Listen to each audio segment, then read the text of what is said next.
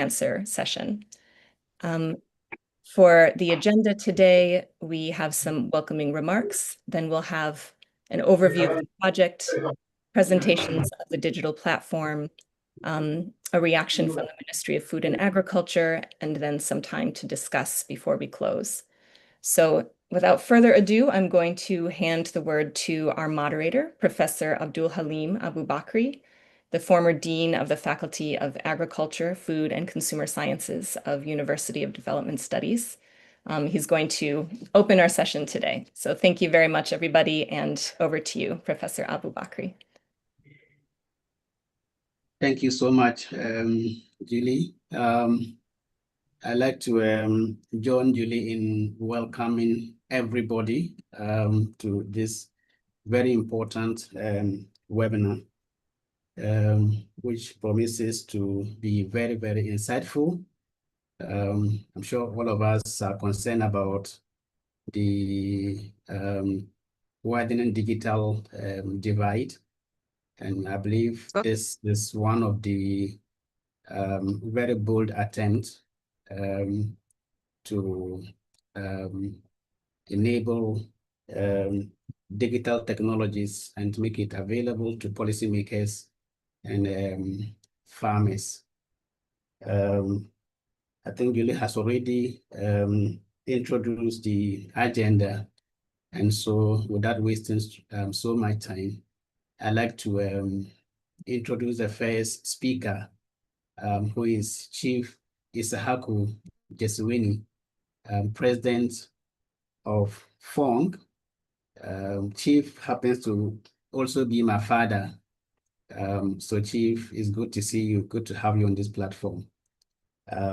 So please, Chief, if you are ready, can you just give us your welcome remarks? Thank you.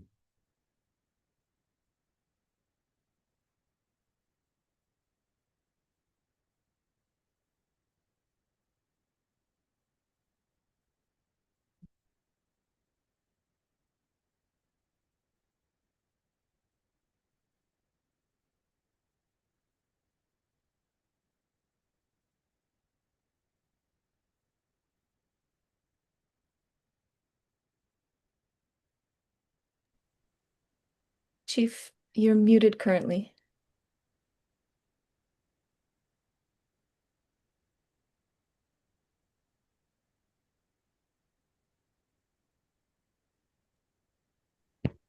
Yep. On behalf of FONG, PAFO, and ROPA, I am privileged to be called upon to give my opening remarks. And the opening remarks is just to welcome everybody on board, to ask for active participation. And before that, I would like to thank the members of Academia 2063, University for Development Studies, and everybody on board. We have really benefited a lot and look forward to working effectively. GIZ, we thank you for supporting this program. We will always remember you when we talk about the experiences and the lessons learned.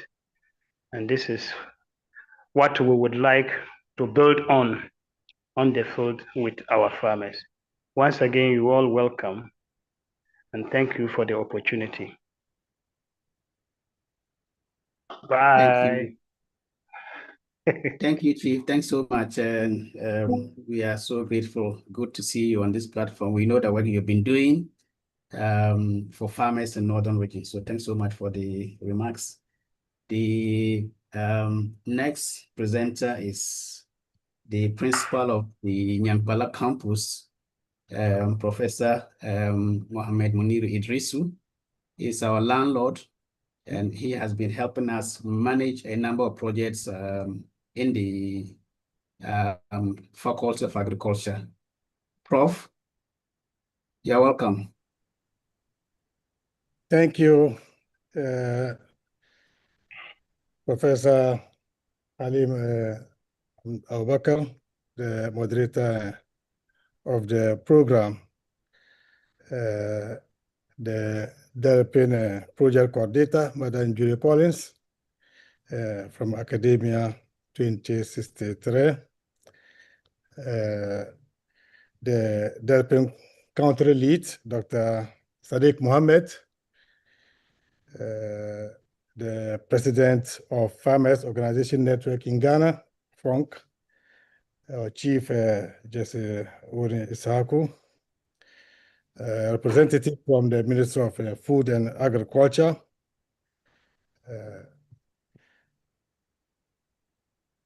our invited guests, distinguished participants from Academia 2063 and other organizations, esteemed researchers and experts in agriculture and nutrition, development partners and stakeholders, the media with us here, ladies and gentlemen, good afternoon.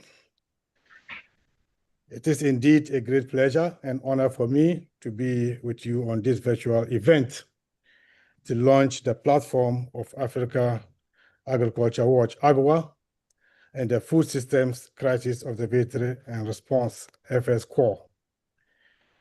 The AGWA platform is the hub for agricultural statistics on remote sensing data, including 2025 production forecast and crop maps, whilst the FS-CORE platform is the hub for data and analysis on community vulnerability and nutrient adequacy.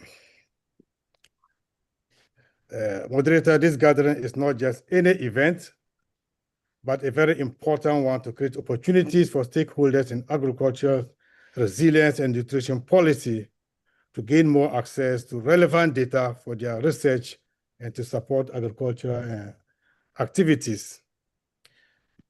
This event has brought together great minds and forward-thinking institutions and organizations to engage with the DERPIn project, an initiative that is charting a transformative path for agri-food systems in Africa. Professor Moderator, permit me to mention some few great things about University for Development Studies. So because the country lead is coming from the University for Development Studies.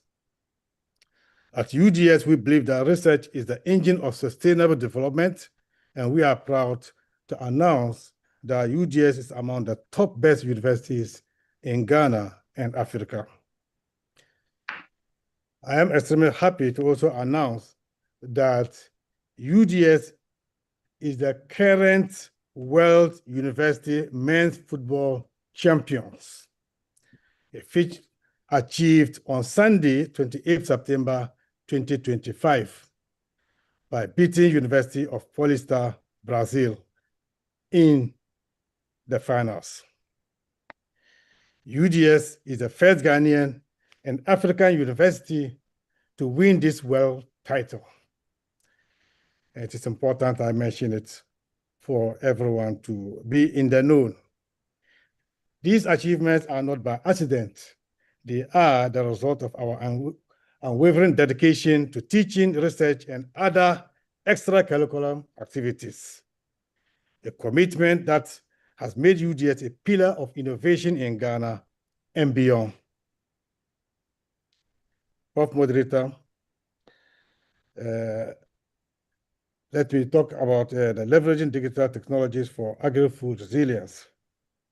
The DERPIn project is a game changer in the way we approach agriculture and nutrition policy by leveraging satellite-based agriculture statistics, nutrition adequacy assessments, and vulnerability analysis. This initiative is equipping policymakers, farmers, and businesses with the tools needed to build resilient and inclusive food systems. By harnessing real-time data and analytics, we can improve food production, distribution, and policy effectiveness. a call for stronger partnerships. While the strides made through DERPIn are commendable, we must remember that progress is not achieved in isolation. Collaboration is the key. We must forge stronger long-term partnerships between universities, policymakers, industry players, and development agencies to scale up innovative solutions for agriculture and nutrition. UDS stands ready to deepen collaborations with Academia 2063, FUNC, and our esteemed partners to ensure that research translates into real-world impact. We call upon government institutions, international agencies, and private sector actors to join hands with us in expanding research, strengthening agriculture policies, and improving food security for all. As we engage in today's event, I urge everyone to participate actively. Share your knowledge and explore ways to apply the findings from DERPIn in your respective fields. Let this be a movement of shared learning, innovation, and meaningful action. On behalf of the Vice Chancellor of the University for Development Studies, Professor Saidu Al-Hassan, I extend my heartfelt gratitude to the organizers, speakers, and participants who have committed their time and expertise to this event. Together, let us harness the power of research and technology to drive sustainable agricultural transformation in Ghana and across Africa. Thank you, and I wish you all a productive and insightful event. Thank you. Thank you so much, Principal. We are so grateful that we've been able to make time to join us. And it's reassuring to hear from you that you continue to support DERPIn. I think our next remark is coming from our key stakeholder, which is the Ministry of Food and Agriculture. And I'd like to call on Mr. Asamani, who is the District Director of Agriculture, the Dean of Regional Directors for Agriculture, Minister of Food and Agriculture. Mr. Asamani, if you are here, please kindly give us your welcome remarks.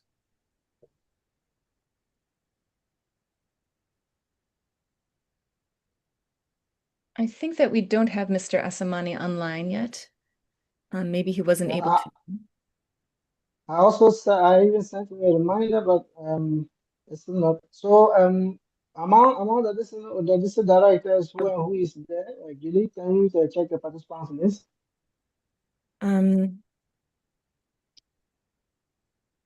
Sure, just a second. So that if Dr. Omega is there, or Dr. Omega is also another person who can step in for Mr. Asamani, or the former dean himself.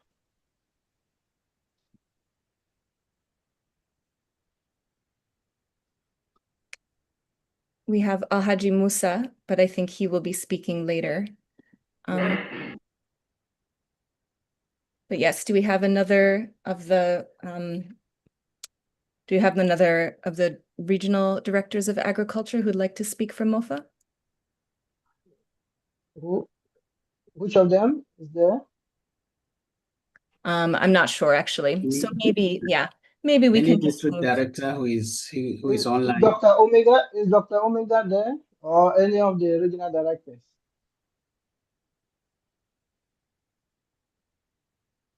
Because usually they have a hierarchy. So even before we slated this, we have to verify that he was the current dean. The former dean was Mr. O'Brien from OT. So he handed over to Mr. Asamani from Greater Accra. So, and they have such hierarchy. That's why I'm asking to know who is there so that we can follow the hierarchy among them.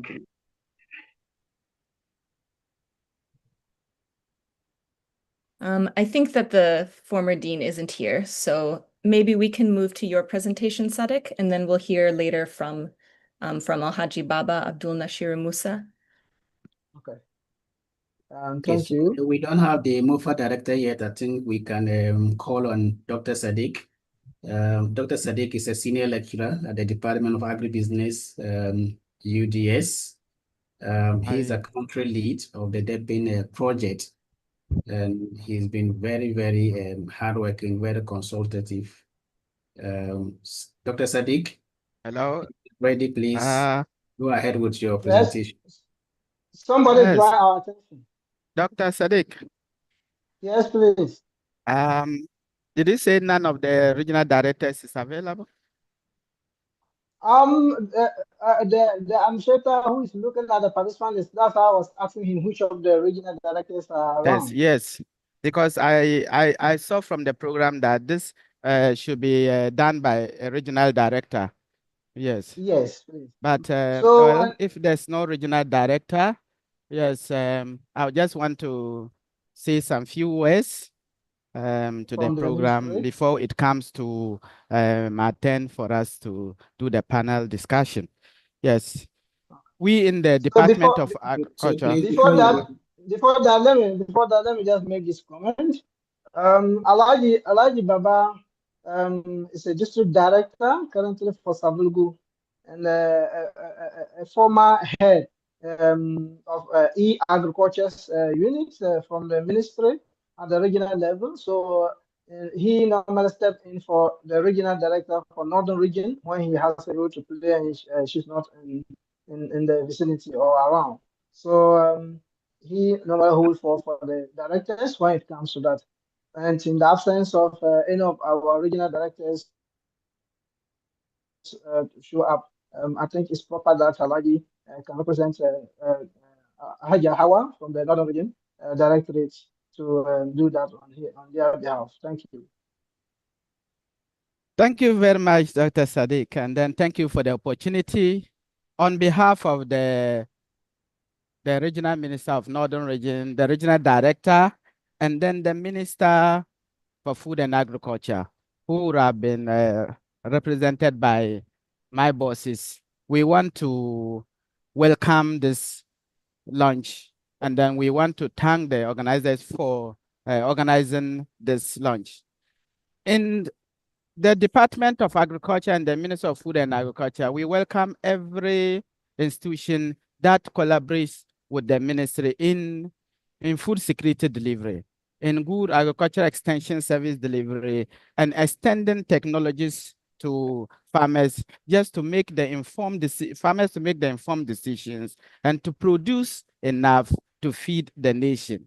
And this is one of the platforms that will enhance farmers' knowledge, and then that will also enhance the agricultural productivity, especially in the era of this climate change that we are in. We need these digital platforms to be able to extend good agricultural technologies, to be able to get farmers the informed technologies so that they will enhance food security in the country. University for Development Studies, Prof has said it all, has done a lot in the area of agriculture. If you come into our workforce, you realize that we have a lot of University for Development Studies products in agriculture, and they are making meaningful impact in the agriculture sector. The organizers like the GIZ has been with the Ministry of Food and Agriculture for a long time now, supporting in various categories, in various regions in the country. We want to also extend our gratitude and thanks to them. The Farmer Organization Network, which is headed by Chief Jeswuni, they have also always collaborated with us in dissemination of agricultural technologies and also helping in some of our demonstrations to the farmers. So on this, I want to thank the organizers for this and to say that we are happy to be part of this, and then we welcome every decision that will be taken here, and then we pray that whatever we discuss here will go a long way to help achieving the food security needs that we are all fighting for in the global village. Thank you so much. Thanks so much, Director. I think you are spot on, and you have represented your regional director really very well. So our next presenter is Dr. Sadiq. I think I did the introduction earlier, but I just want to add that Sadiq is a licensed teacher. And if I don't want him, he can take 30 minutes to do this presentation. Dr. Sadiq, you have only 5 minutes. So Okay. starting now. Thank you very much. DERPIn, that is a digitally enabled resilience and then nutrition policy innovation project. It's a 2.5-year project, which initially it was supposed to be 5 years, but a lot of time taken during the lockdown and other things, which shortened its life to 2.5 years. A project which was which started in the is my screen rolling, please? We see your PowerPoint, but it's not in presentation mode yet. So maybe you could click the slideshow. Okay. It's not in slide mode? Oh, now it is. Yeah, great. Now it is, okay. Yeah. So it was supposed to be a 5-year project, but due to circumstances, it shortened the project life to 2.5 years. We started basically 2023 to 2025, and it's a DMZ funded project on behalf of the GIZ, implemented for DMZ on behalf of GIZ, and the DMZ is a German Federal Ministry for Economic Cooperation. And as we know, the GIZ is the development implementer, project implementer on behalf of the German government.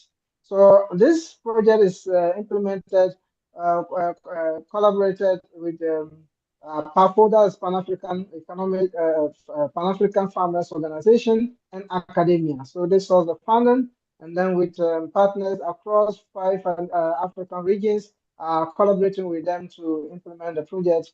UDS is one for Ghana. We have University of Malawi. We also have another counterpart in Benin, and then Uganda. So, and then Senegal. So these are the 5 countries that is implementing the DERPIn project, and it is meant to provide high exposure to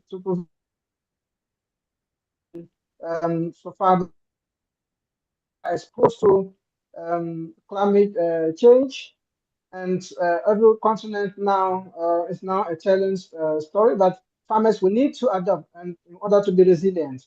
And so in that regard, farmers needed what information, on-time information, to be able to at least plan ahead to reduce their vulnerability and others.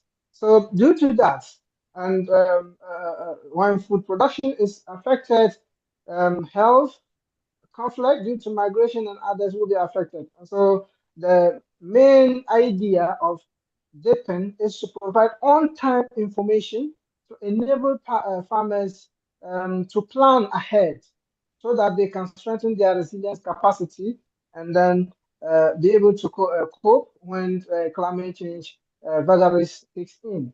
And at least the 3 objectives of DERPIn project is to reach out to policy makers, government, private sector, value chain actors who are farmers, planners, financial institutions, insurance companies, and others. So on the these organizations or these partners are the main beneficiaries we are looking up to.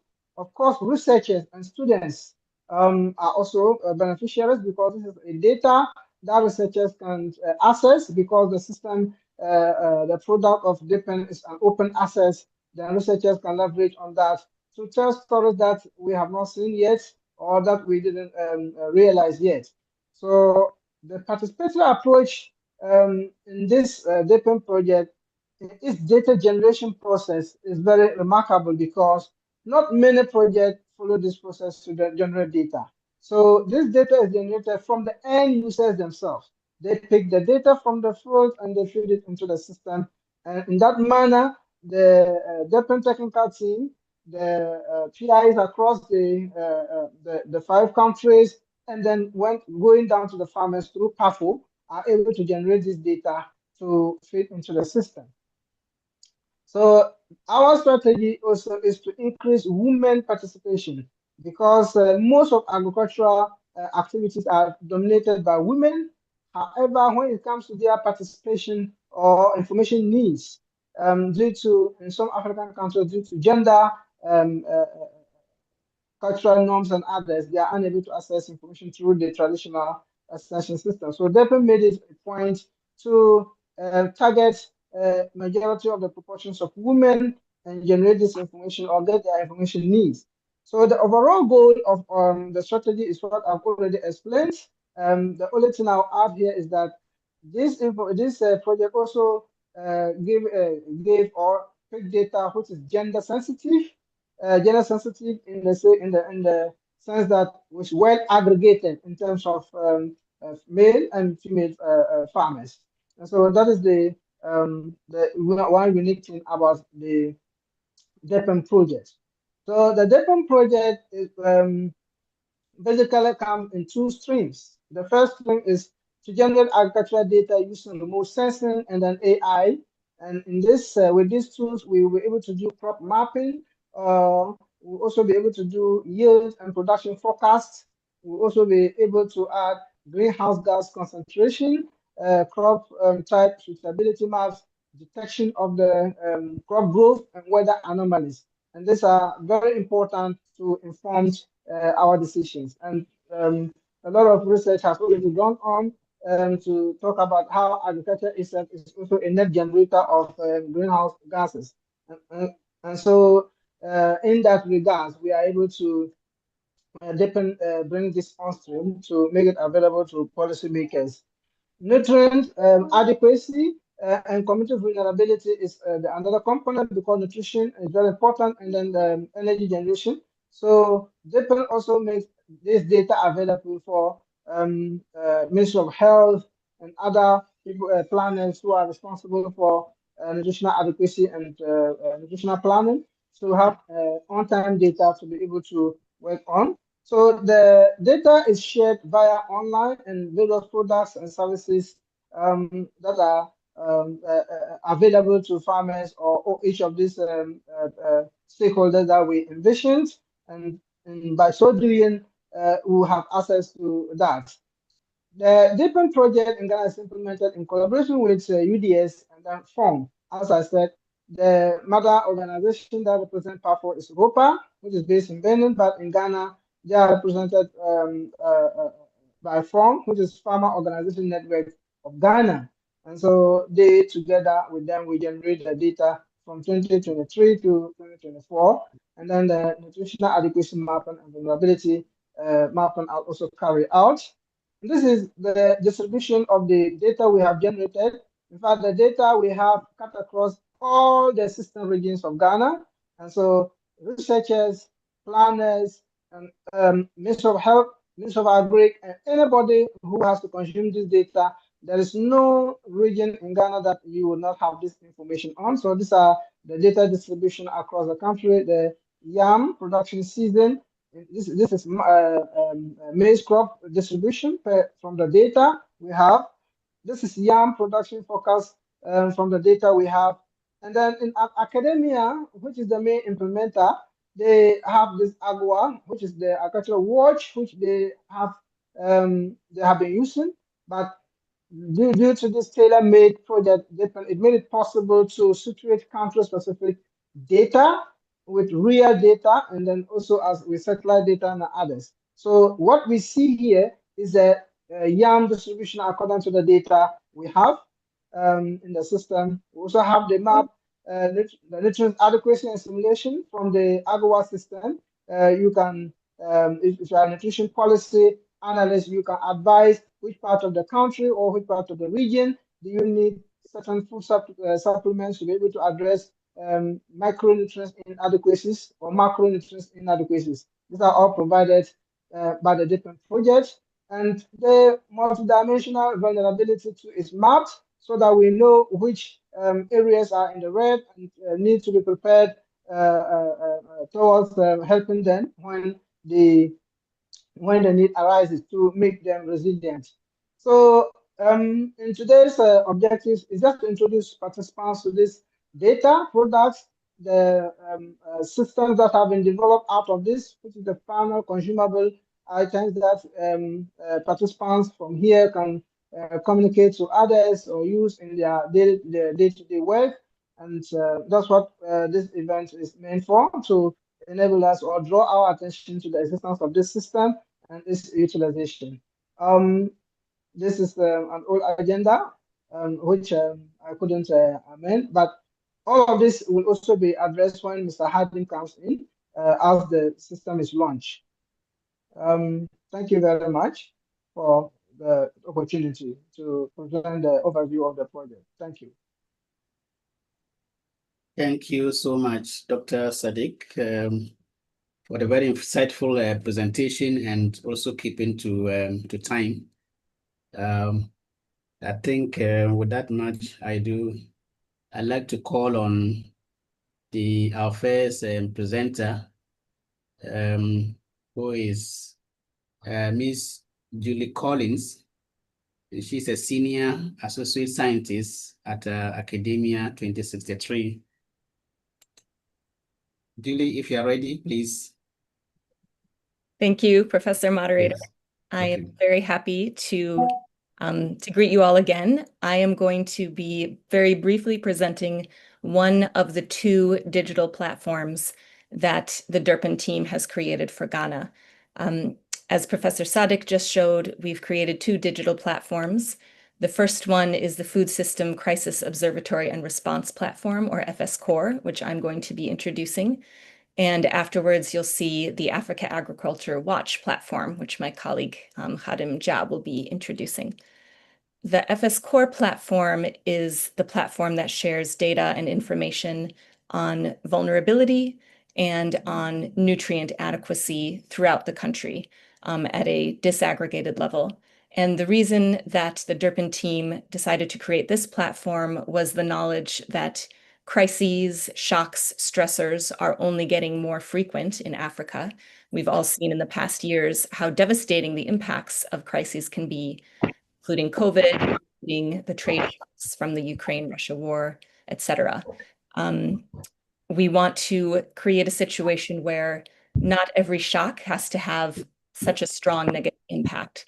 And to do that, we know that decision makers from the government, also from the private sector, also from farmer organizations, any kind of decision maker needs to have data and information and evidence that they can use to decide what is the best course of action and to formulate a successful strategy or decision. So the goal of the FS-CORE platform is to provide data on vulnerability and on nutrition that will help governments and others to understand the current situation, to anticipate the impacts of crises, and to prepare responses to crises. So in FS-CORE, we have information on vulnerability and nutrient adequacy, as we said. We have a tool that helps to anticipate what can be the impacts of different shocks. And we have tools also to guide decision-making in order to respond to shocks. And everything is done at a disaggregated level in order to help enable responses to crises that are targeted. So as I mentioned, the two components of the FS-CORE platform are a composite vulnerability index, shares information on different dimensions of vulnerability and information on nutrient adequacy. And I'm going now to show you the platform itself. And right after this presentation, I'm going to put the link in the chat so that you'll all be able to access this, this dashboard. but this is the Food System Crisis and Observatory Response Platform for Ghana. I'll take you very briefly through the different features. We have first a page which shows current information in the country in terms of the two aspects that I mentioned, in terms of community vulnerability and nutrient adequacy. For vulnerability, we have created a vulnerability index that is a composite of 4 different sub-indices. And this attempts to recognize the fact that vulnerability is multidimensional. There are different types of vulnerability, and different areas of vulnerability interact to create overall susceptibility to the impacts of shocks. So the map that you see shows the composite vulnerability index for Ghana. And this is made up of 4 sub-indexes, which you can choose from in the drop-down menu. We have a drought index, a health systems vulnerability index, an index showing the average nutrient adequacy, and an index expressing for per capita food consumption. So as a proxy for existing patterns of food security. So these are based mostly on household survey data. This first sub-index, the drought index, is based on satellite data that uses information on vegetation or greenness, combined with information on temperature, looks at changes in greenness and temperature compared to previous years, and uses this to compute a risk of drought. So this drought index shows that the drought risk is more elevated in northern regions of Ghana, less susceptible in the southern regions. And for this sub-index, and also for the other indexes, we classify each region in Ghana as much more vulnerable, much more vulnerable, much less vulnerable, or less vulnerable than the country average. We don't define any cutoff point to say this region is vulnerable or this region is not vulnerable. Rather, we express it as relative to the country average, since we know that every region is vulnerable in different ways, but policymakers may want to put priority on areas where vulnerability is highest. So again, the drought index is based on satellite data. The health system vulnerability index is based on household survey data on access to healthcare and access to antenatal services. We see here that the patterns are a little bit different in health systems vulnerability compared to the drought index. And if we move through the other vulnerability indices too, we see that patterns are different depending on which dimension of vulnerability we're looking at. So this dimension of vulnerability, the mean nutrient adequacy ratio index, is a summary measure of the adequacy of nutrients, so different vitamins and minerals. This is one aspect of food and nutrition security. And then another aspect of food security is the per capita food consumption index, which captures the overall expenditures per capita on foods. So here we see too that patterns are slightly different from this index compared to the others. There are some differences. There are also some commonalities where across all indexes, quite often the northern regions of Ghana are more vulnerable than the country average. The composite vulnerability index combines each of these 4 dimensions and provides a summary overview of vulnerability. And here our intention is to identify which are the areas of the country that could be more susceptible to negative impacts in case there's a shock, particularly to negative impacts on food and nutrition security. And this will enable policymakers to help plan their responses and also to help build resilience-enhancing interventions. We want to know, before a crisis hits, where do we expect the impacts to be most severe? Another area of the platform is on nutrient adequacy. And here, this is more detailed information on the adequacy at the household level of different nutrients. So for this, we use household survey data on food consumption and convert the foods consumed into the nutrient equivalents, compare those to the nutrition requirements of people of different ages and different genders, depending on the demographic composition of the household. And then we compute at the household level what is the adequacy level. So what percentage of the daily requirements of each nutrient is a household receiving? And then we aggregate it to the regional level to show a summary. So what we're seeing now is the adequacy of calories or energy across different regions of Ghana. And we can hover on a region to see what the adequacy level is. So we see that for the northern region, the adequacy level for calories is 50.42%, meaning that households on average are meeting only around half of their caloric requirements. So there's definitely some severe gaps in terms of energy. In other regions of Ghana, the gap is bigger, the gap is smaller in other areas. But calories is only one very small part of the story of food and nutrition security. We've carried out this analysis for calories, for protein, and then for 13 different micronutrients. And the patterns are quite different across different nutrients. We can see that for protein, adequacy levels tend to be much higher than they were for calories. Households in many regions are getting 80% or more of the daily requirements for protein. And we can see for each nutrient, the patterns are quite different. This map is showing adequacy of calcium. And here we have very high adequacy levels in some areas, like in the eastern region, but much lower adequacy in Upper West, where households are receiving less than 50% of their daily requirements of calcium. We do this for 13 different micronutrients. So for vitamin A, which, as you probably know, vitamin A deficiency is a major cause of blindness in children. Here again, we see that adequacy levels are quite good in some areas of the country, but quite concerning in other areas. So in Upper West, in Upper East, in Northern, these may be areas of the countries where there are high gaps in vitamin A adequacy and where there's a higher risk of vitamin A deficiencies compared to other regions. Vitamin B12 also has similar patterns. Vitamin C has much higher adequacy. Zinc has fairly low adequacy across the country. So an analysis like this that looks both at different nutrients and also different areas of the country, this can really help to pinpoint the needs that are the highest in different parts of the country and to help policymakers and other nutrition stakeholders to really plan their interventions.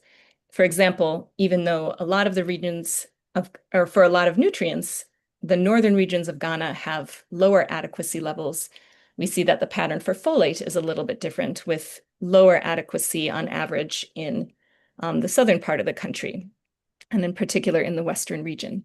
So depending on what nutrient is being targeted, a different area of the country perhaps should be targeted. So we can click on a region. For example, I'm clicking on Western region, and then we can scroll down to see more information about this region in particular. So for Western region, we can see a graph showing the adequacy of all of the nutrients that we look at. The nutrients that are highlighted in red in this figure are the ones for which adequacy is below 50%. So these are where the key gaps exist in nutrient adequacy in the Western region.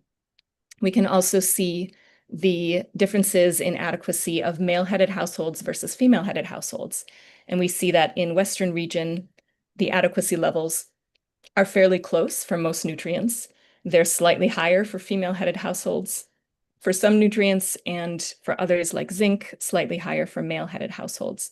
So this also can help us to see if there are major gender gaps in nutrient adequacy, or if nutrition is fairly similar across male and female-headed households. And finally, we can see what the foods are that households are consuming in each region and what foods are contributing to their intake of different nutrients. So in Western region, we can see for folate, but we can select any other nutrient. We can see what is the share of, what is the budget share of the foods that are providing the most folate in the diet. And we can change this by going back up to the map and selecting different nutrients or selecting different regions. So for example, I'm going to select vitamin A. So if I am a policymaker and I want to plan an intervention to help improve the adequacy of vitamin A, then I might, for example, want to look at what are the differences in food consumption in regions with different levels of vitamin A adequacy.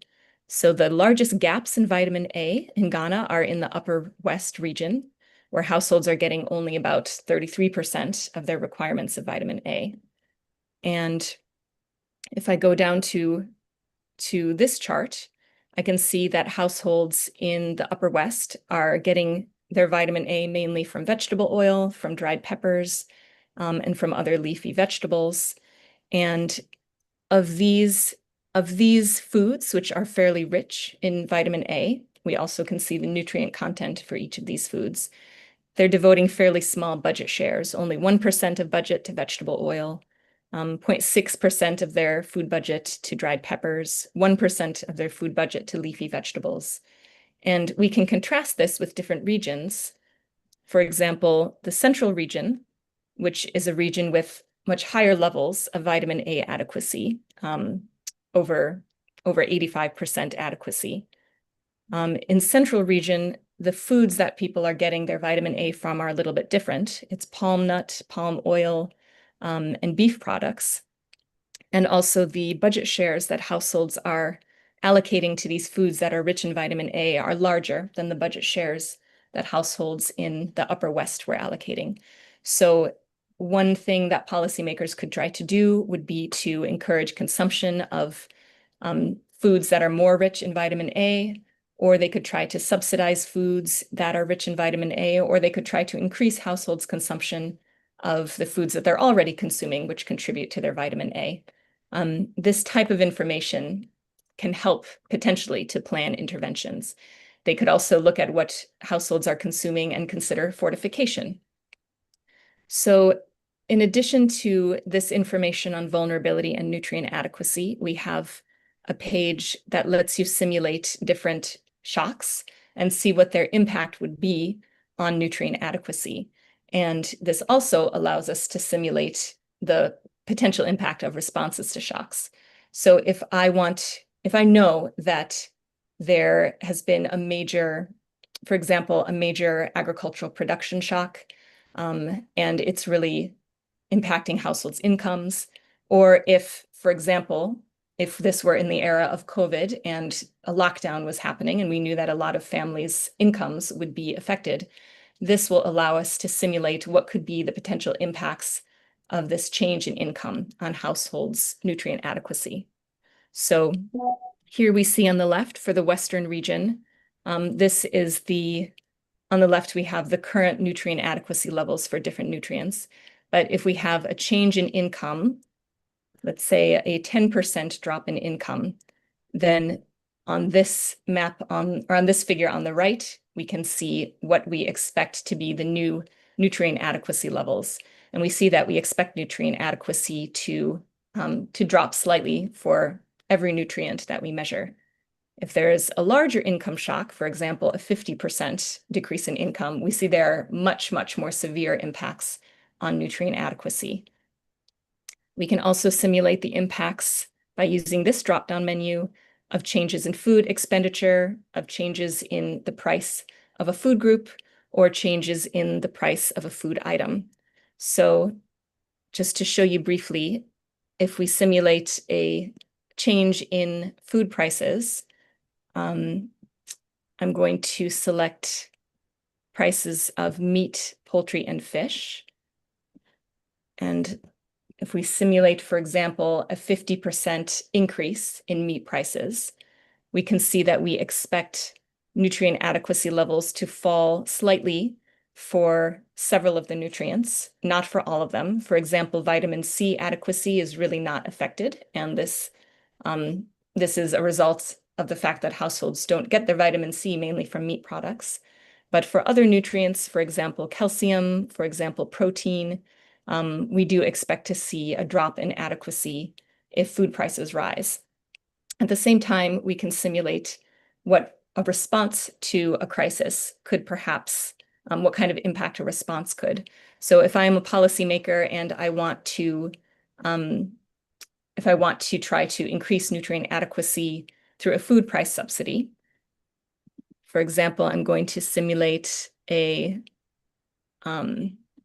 price decrease, let's say a 50% price decrease for grains and flours, or for grains and flour, I can see what impact we expect that that would have.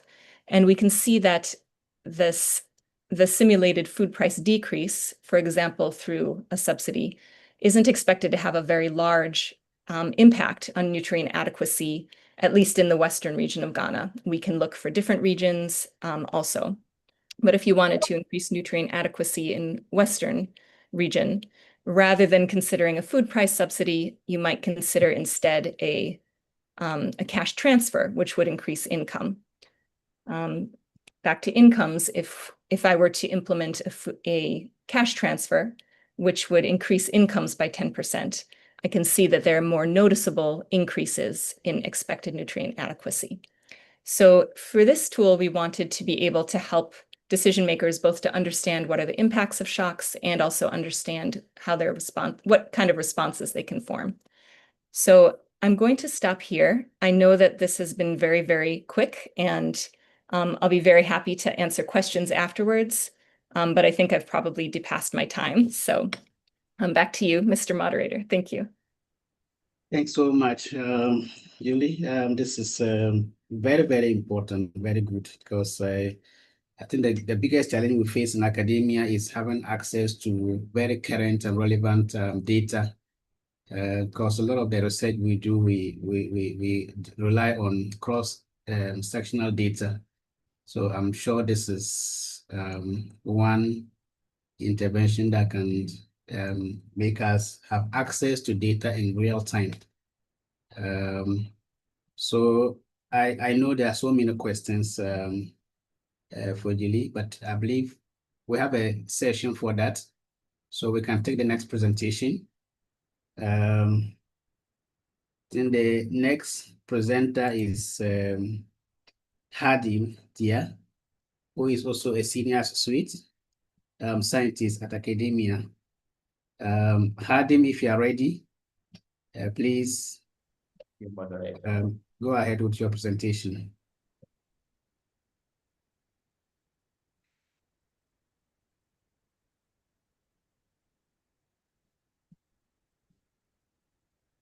Hope you can see my screen. We see, yeah. It's not in presentation mode yet. And now? Now it's in the presenter view.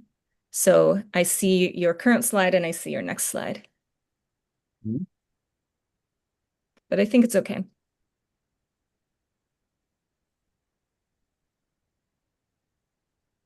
I think you can click on, okay.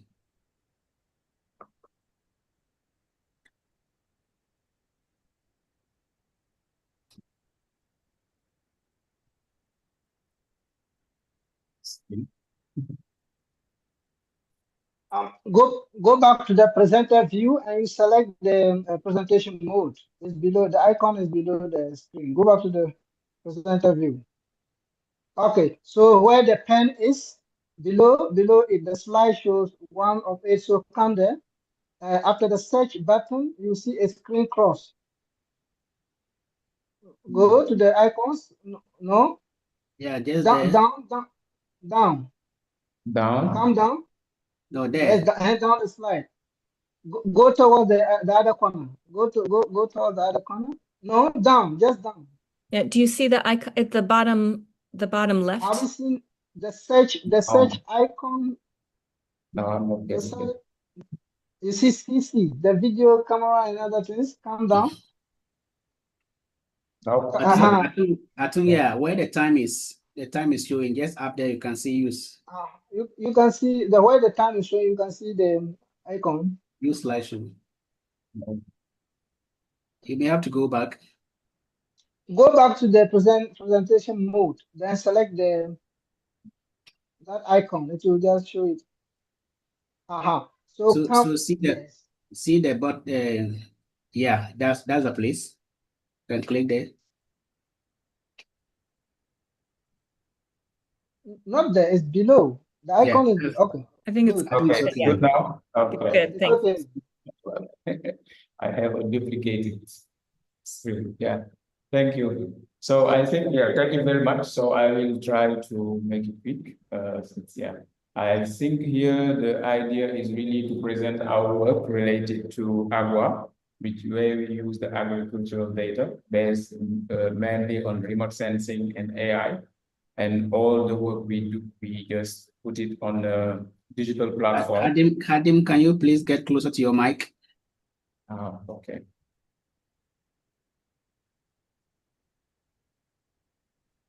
It's better now?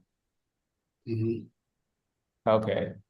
So thank you very much. So I think I will go straight. So I think in terms of context, the idea of all the work is really to help in food security. So given the global challenge we are facing, the increase of conflicts and also the interconnected global markets, also increase of extreme weather events.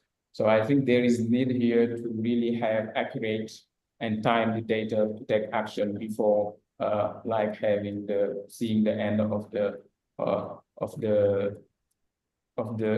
conflicts and also of the extreme weather. So I think here what we try to do is to really gather all information based on remote sensing, on AI, to make sure that we have an idea of what is really coming near in near real time, what is really coming in terms of food production, in terms of weather, and really what is happening on the ground. So once you have all those information, you are more equipped to produce policy and having things more accurately at the geographical level.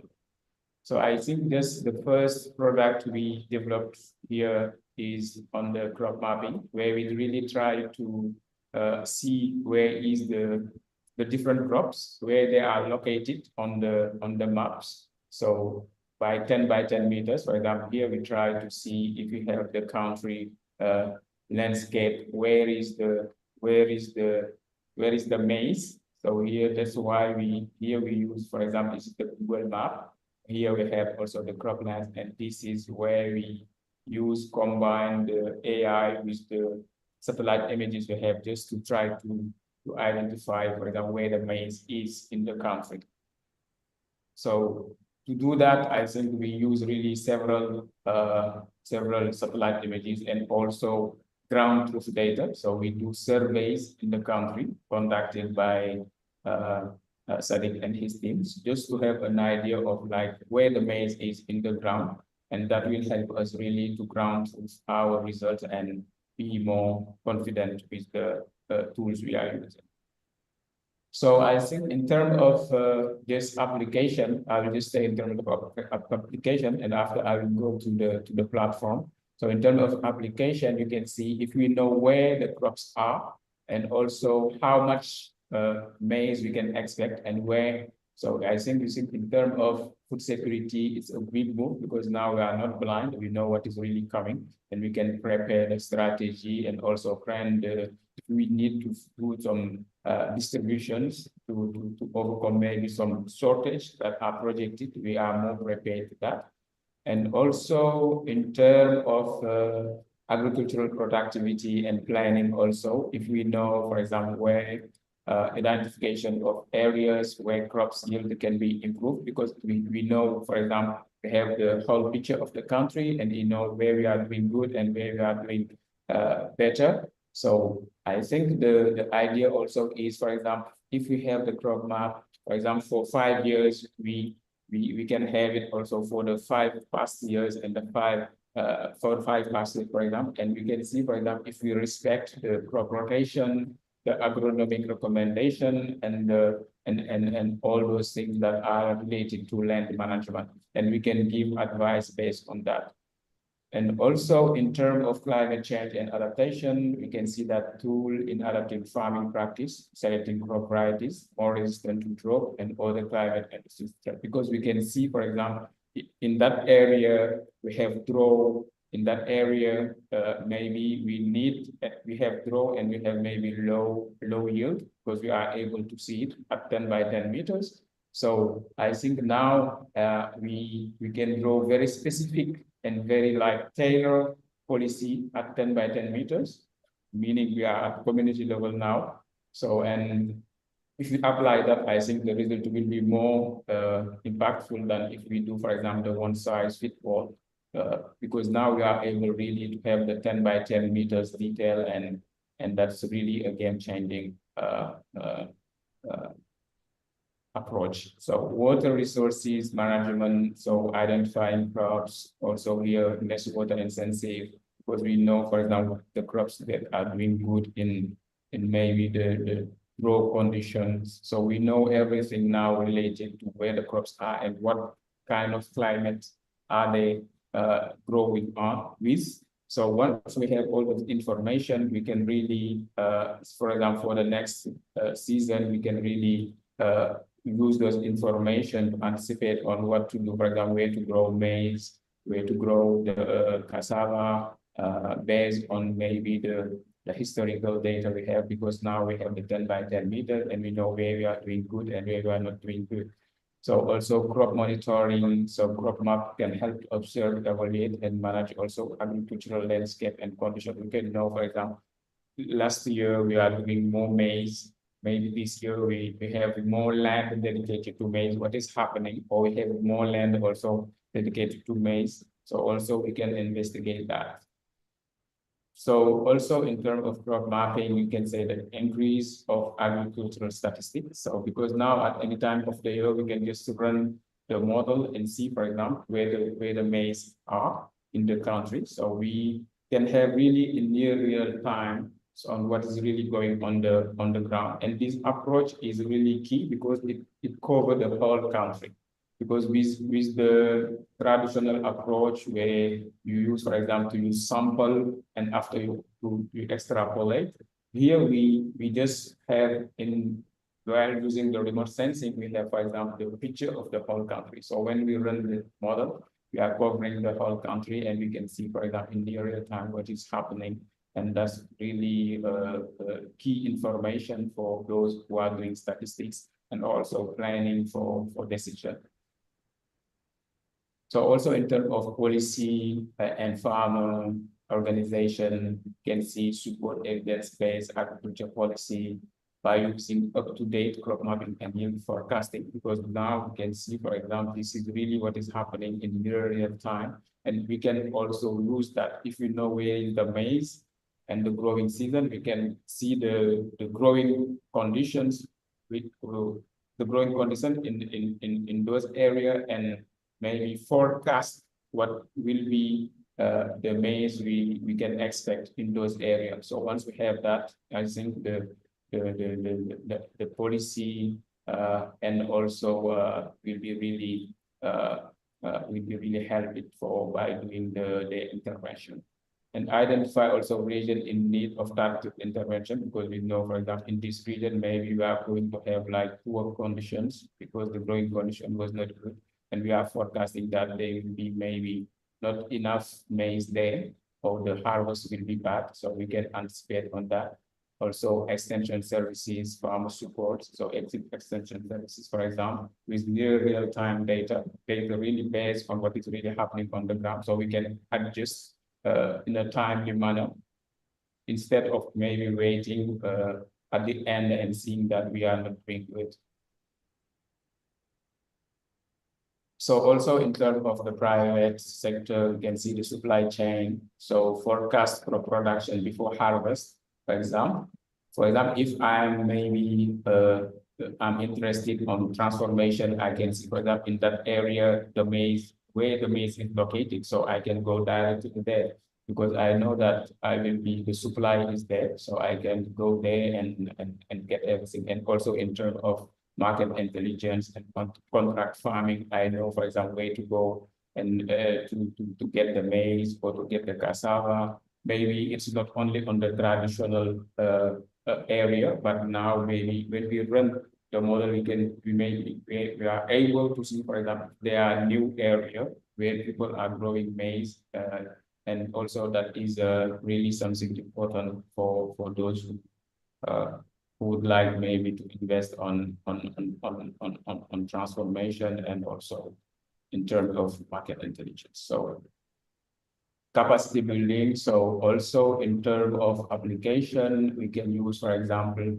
if we have all the information of what is really happening at 10 by 10 meters, we can say, for example, in this year, maybe you were doing too much of maize, maybe, because maybe everyone is doing the same thing.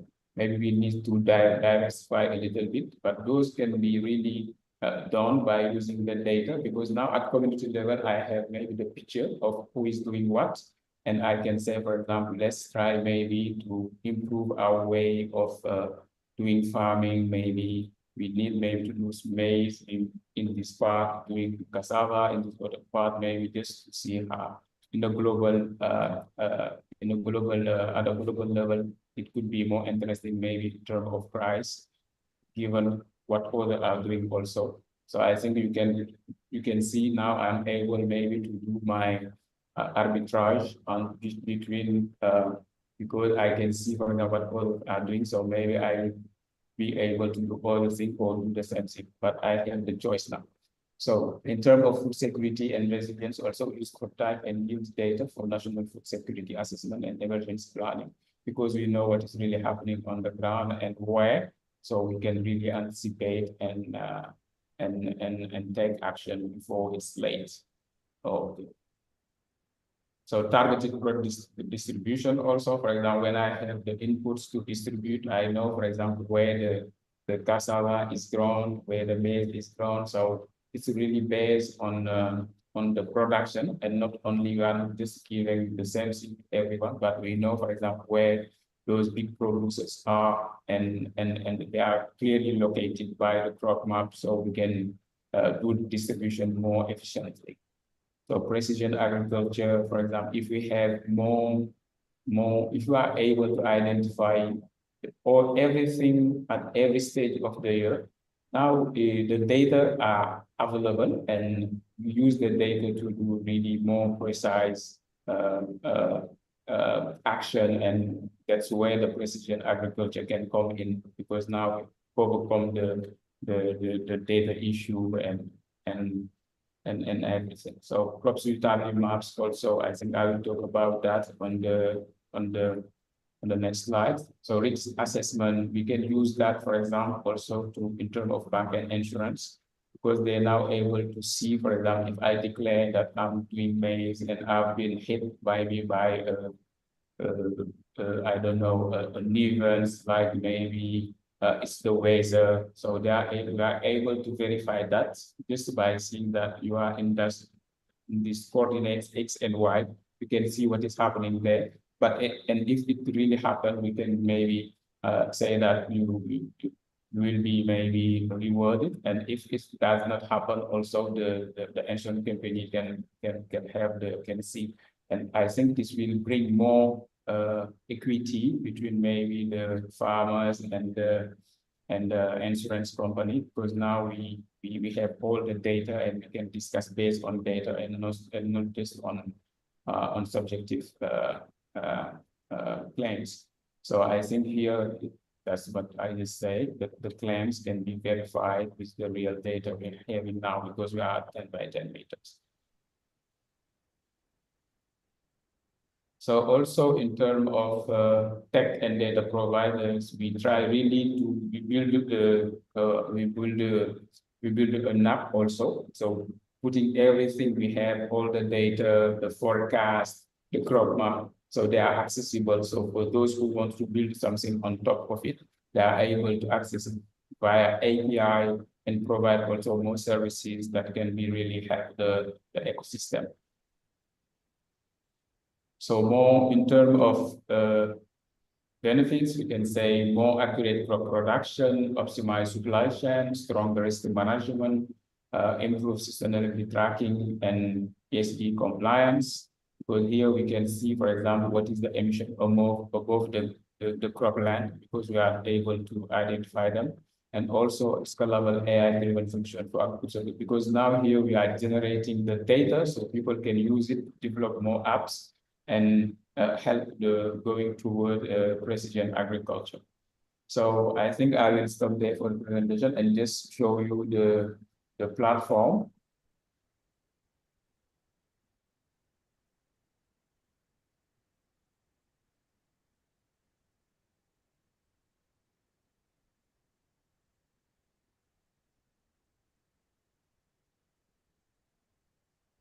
Okay.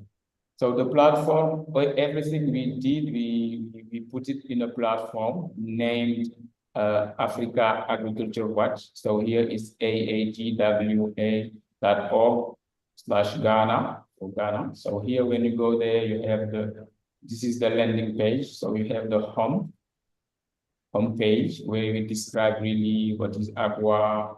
So here we describe it. So we are saying that we are using the AI and the remote sensing data to provide forecasts and also policy briefs. So everything we do is there. So the above here also gives some other details you can have, for example, here. So, but everything we do here is mainly providing the information of food crop production, of crop mapping, crop suitability, climate data, so people can use it to have like more informed decision, and also in terms of foresight, also knowing what is really happening in the next maybe next months or next weeks.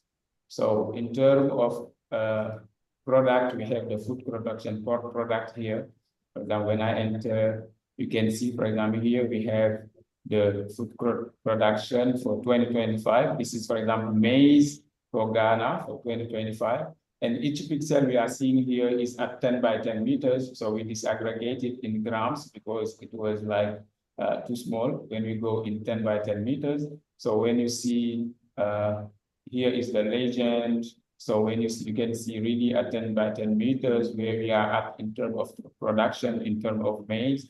You can go also maybe for yams. In terms of yams also, you can see the production is there in 2025. And also what we are doing is for example, we are trying here to monitor the different crops. So when we are in the growing season, so before the end of the growing season, we generate the forecast so people can see before the end of the season what should we expect in terms, for example, of maize, of yam, etc. So this is really helpful, and we know it at where they are located. Also, we have the crop maps. So in terms of crop maps here, for example, we have the let me see, this is it's loading.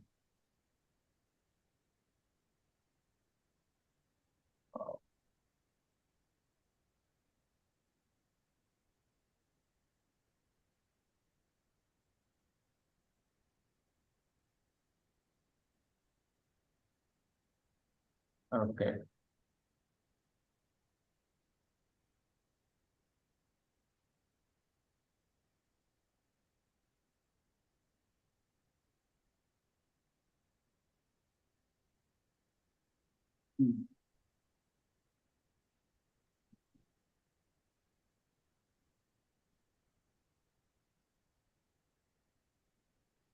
Okay, good.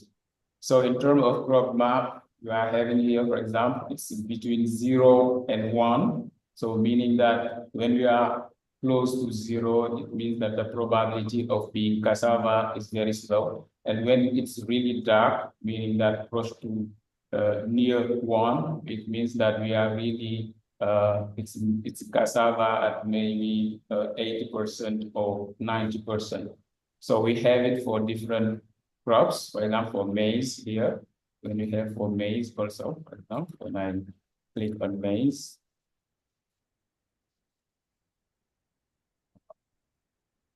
a bit slow.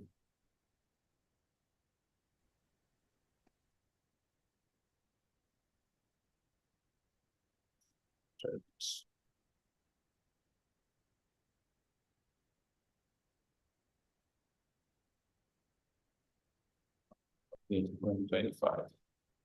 Yes. Yes. So here you can choose the year. For example, for Ghana, we have it for 2025 and 2024. So when you check, for example, when you pick 2024 for, let's say, cassava. Yes, you can see, yes. Yeah. So here we have it for 2 years, especially for Ghana, because the data collection, we did that for 2024 and 2025. So we have it for 2 years and the different lists. So we can have maize, rice, cassava, yam. So here it's really the diff files. So meaning that those who are in the domain can use it, and those also who want just to have that image, they can download it here and use it at their convenience. We also have the crop suitability maps. So here it's really where, for example, if I have the yams, the idea is to know where it is suitable to grow yam, for example, in the country. For example, you can see that in red and in green, we know where it was grown and where it is suitable. So for example, also for different index. So here, for example, you have the evapotranspiration. You can visualize it. And for example, when you see the evapotranspiration, it means that where the evapotranspiration is suitable for yam, for example. And also you have it for rainfall. And when you click OK, you can see where the rainfall is suitable for yam here in the cropland of the country. Yeah. Also, you have the soil moisture. You can click on it and you can see, for example, where the soil moisture is really suitable for yam and in the country. And also we have a composite index where it combines all of them. So saying that it's suitable for all of the parameters. So that one is more really restrained. So I think, yeah. So here I can be, if I would like to do that, I can say if the rainfall is okay, if the rainfall is okay, if the evapotranspiration is okay, if the soil moisture is okay. So if we have everything now I can go and do that. But if not, maybe I can have a second guess and do more research. And also we have the geobiophysical parameters we are trying to follow for each district here, for example.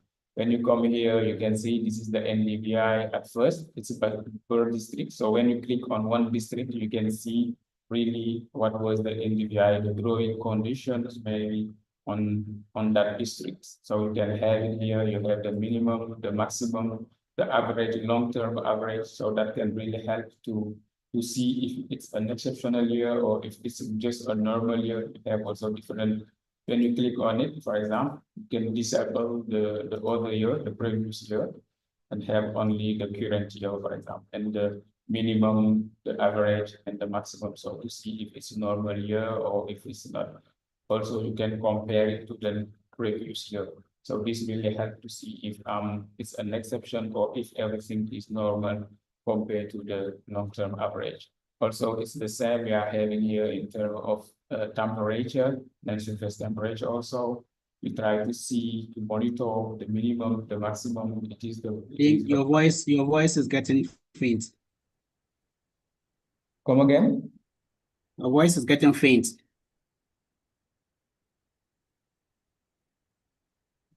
Come again? Yeah, so it's like your voice is getting faint. Yeah. Otherwise? Please. Okay. Yes. So here we do not, yeah, it's where we do not have data.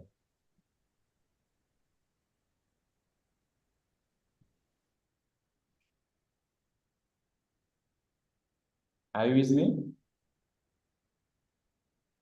We see, yeah. I think he was saying that he's having trouble hearing, but I think it's okay now. Okay, that's good. Okay. So we have also the rainfall, for example, with the rainfall, for example, so when I click on one district, I can see the patterns. the historical data, the minimum, the maximum, what is happening. So I can see if it's normal year or if an exception occurs, so I can see that. But once we have something, for example, an exception, maybe heavy rainfall, so we go back and try to also redo our forecast, because now it's not, the scenario has shifted. So I think that's what we are trying to monitor day by day, and yeah, that's really helpful.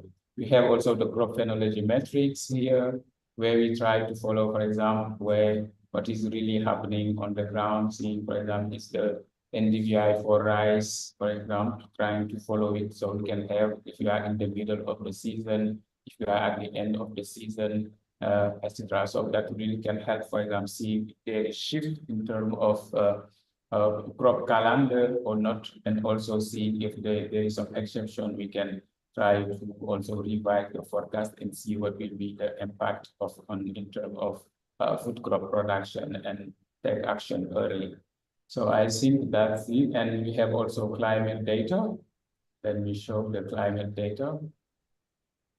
So here we have the climates, where we really have the methanes and the temperature trend analysis. So here we have the methane emission by period. For example, here you can pick one period, and when you say visualize, you can here, for example, this was the status of methane emission at 2025, February 2025. For example, this was the status. You can have also other days you can select and just visualize, and it will come. It's really help to monitor the methane emission in the country. We also have the temperature trend analysis, where we try here, for example, when we click on one district, we can see that we try really to see, for example, for each month, this is for each month, January up to December, how was this month compared to the last 40 years months? It is like hotter, or it is maybe cooler. So when we have hot, it becomes like red. So that also helps us follow, maybe if you are getting hotter, or if you are maybe trying to mitigate the temperature. So that's one thing. Okay, we have also the daily stats here. So when you click, you can have it. So here is something also. So I think everything there, when you would like just to mean, we try to have the mean, the maximum, the minimum, just to follow the trends and everything. And every data are really accessible. You can have it by CSV, by PNG. So also the maps are available. You can download it easily and do also your extra analysis if you would like to. So I think that's all here for the because we have also the publication hours. So in terms of publication, you can come here, for example, everything we do. We have the agua forecast, for example, this is Ghana. For example, we have the brief for Ghana maize. You can download it, or you can download it here, it's there. It's the PDF, yeah, you can download it, and it just really describes what is the status of maize, and also publication of academia, you can access it here, and yeah. And I think my time is, but I would like just to take 2 minutes just to show about how to call it, the app. We also create an app, for example, here, where we really try to generate APIs for those who would like to build something on top also. So here, everything we do, for example, the crop maize, the crop map, the food forecast. So everything is able, you are able to access it via the application, web the mobile application. And those, for example, are the providers who would like maybe to build something on top, they can use it. And also us in terms of utilizers, also people can use app and go there and see really what is happening on Ghana, and yeah. And I think that application is ready and is being publish it on the app, Google app and Apple App Store also. So I think it's already launched, and I think in the next weeks it should be downloadable and people can have it running. So it's really what is in the platform on the other side. So yeah. So I will stop there. Sorry for being long, moderator. Thank you. Thanks so much, Hadim. You spent a lot of time, but I think it was worth it. So we are moving to the next session. Julie, I hope we are on the right track. I think, yes, we might have to shorten the Yes. discussion a little bit, but we're good. Okay. We can go to the discussed So, reaction. yeah, so at this point I want to call on Baba Abdul Nashiru Musa, District Director of Agriculture, Savulgo. Mr. Nashiru, are you around?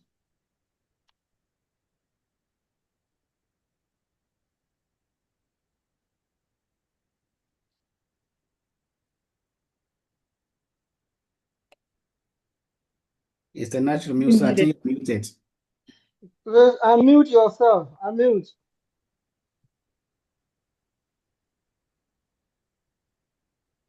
Good. Yes. Hello, can you hear me? Yes. Yes. Yes. Good afternoon once more. Good afternoon. Yes. Yeah. Yeah, so we want to get your reaction as one of the key stakeholders. We've had two presentations and we just want to get your reaction because ultimately you will be one of the end users and you'll be dealing with farmers who are going to be having to access the information. So we just want to pick your reaction. Okay, so yeah, thank you very much. And thank to all the presenters for the wonderful job done. It is undoubtedly true that now technology has come to take over everything. And then it is a wonderful job that has been done, especially using the satellite imaging and then using digital tools to be able to report on tools that can be used in generating data for agriculture production and generating data for nutrition and generating data for our client services, who are the farmers. This is very, very innovative. And also using AI to be able to get this information across to the farmers. And like one of the presenters mentioned, you see, accurate and timely data is very, very important when it comes to agricultural production. Agricultural production has a season, especially, let me zero down to where I work. In the northern region, we only have one cycle, which spans from May to October. So once you get the accurate information, accurate data, accurate technology across to the farmers, you will be able to make an informed decision. And this platform is one of the innovative platforms that we can tap into and be able to get information across to the farmers. And if you look at it, this and that was looking at the soil types, the suitability of crops in the various ecological areas. You realize that now that is the way agriculture we want to go. Farmers should not nourish the soil based on just the previous knowledge that they have on the type of fertilizers to use. We want accurate information and then current data that will talk about the soil type before they even nourish the soil for the crop production. it is becoming increasingly also difficult for governments in the agriculture sector to be able to get the needed agricultural extension agents to deliver agricultural services to the farmers.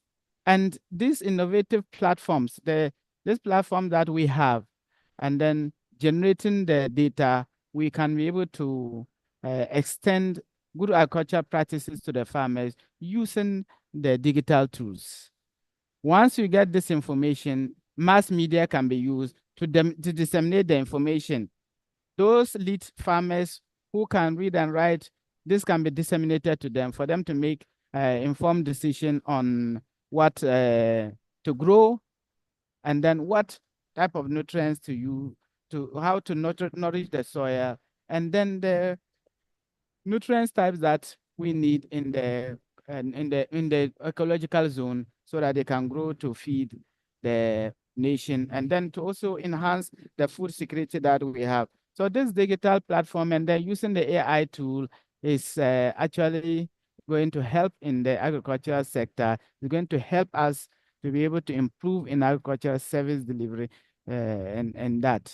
This Yes, is what I have so in general. Mr. Marshall, thanks Yes. so much. You have been talking about the benefits and then the importance.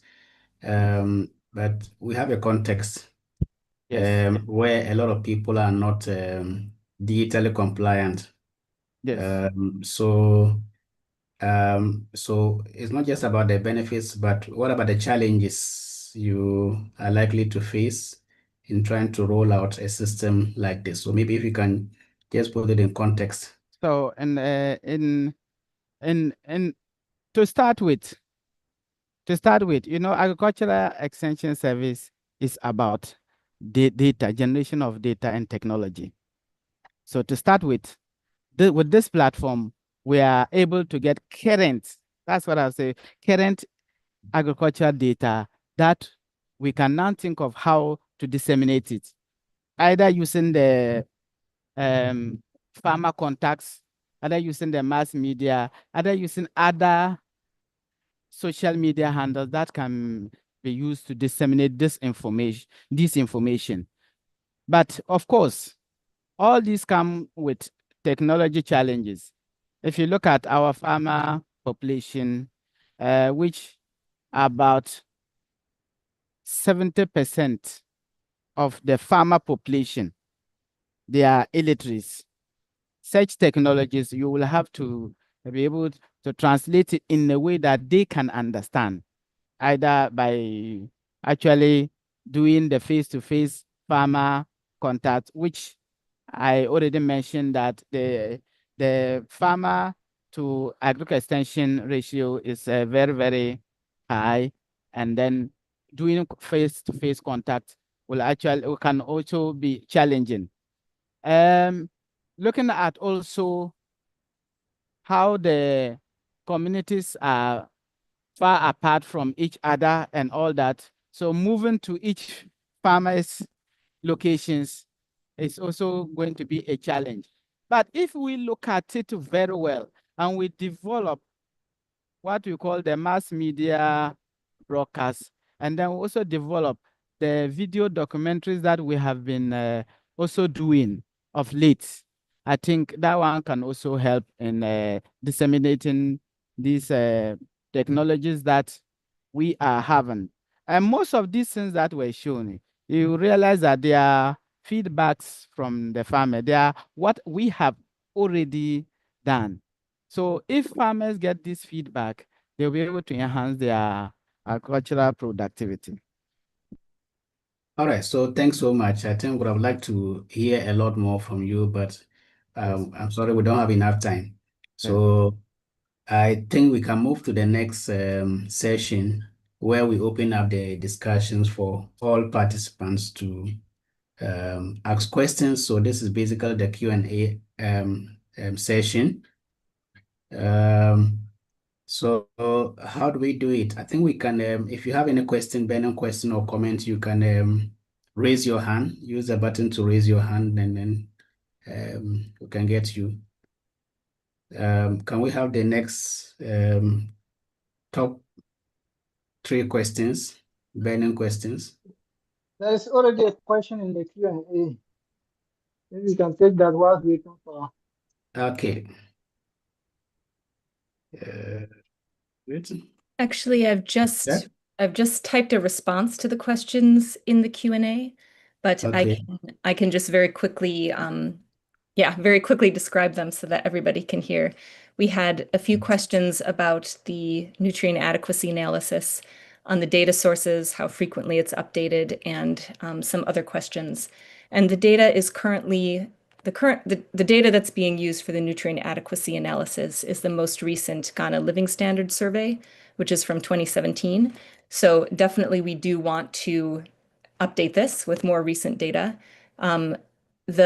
What we have done today is launch the tool, launch the platform so that it's available, but the analysis on the platform will be continually updated and improved whenever we are able to. So whenever there is new public data, we will update it. And we will also look into the possibility of obtaining other survey data other than the Ghana Living Standards Survey. We had discussed with Dr. Sadek some other potential data set that we may be able to have access to. So we definitely do plan to update the data whenever we are able to, and we do think it's important to have as updated data as possible. What we have now provides a snapshot, which is very important and can teach us a lot, but it's also important to continually update. There was a question about whether we take bioavailability into account. We're not able to do that with the data we have, since the bioavailability of a nutrient, how much of a nutrient can be absorbed, is dependent on many, many different things, including the individual's health level, including what foods are consumed together. And so the data that we have doesn't provide this type of information. So definitely important to recognize this as a limitation. But again, the information on adequacy is still a very important jumping off point to start understanding nutrient gaps. And we also want to make it clear that what we're measuring and showing in the platform, this is not the same as a deficiency level in a nutrient as measured through a blood test. A blood test can tell you what is the exact level of a vitamin that you have in your system. And again, this is determined by your intake of the nutrient, but also of other factors that affect how well your body can absorb the nutrient. So these adequacy levels, they're not the same as a nutrient deficiency, but they are a complementary measure, which is also very important and which also can provide information about how much of a nutrient a household is getting through their diets. And this is something that governments can try to influence directly through food prices, through incomes, through access to markets, etc. I think that there were a few other questions too about, sorry, I'm looking. Okay, about disaggregating between urban and rural areas and between different types of protein sources. That type of information is definitely available from the data. We don't have everything on the platform, but we can look into adding more information on the platform. And we're also very happy to communicate bilaterally with any user who would like more detailed information. I'm going to type my email in the chat. And if anybody does want to discuss what's available in the data and to have more kind of specialized disaggregations or more complete information, please do get in touch and we'll be happy to share that. Thank you, Julie. Thanks so much. I don't know if there's any question, specific question for Hardin in the chat. Or maybe Hardin, if there's anything you want to pick on. Okay. Okay. One is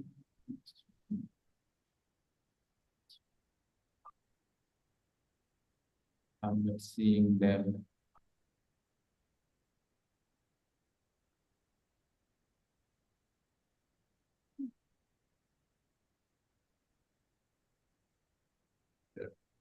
How often is the maps updated? I think there's a question about that. are open. Yes. It is definitely important to, let me see. Given that several factors include changing socioeconomic variable can affect food consumption patterns and nutrient density, will the maps remain relevant in the future? Yeah, if I can come in, this is what I was, discussing, that we've done what we're able to do with the most recent data, and we will continue to update it with whatever data is most recently available. We're also,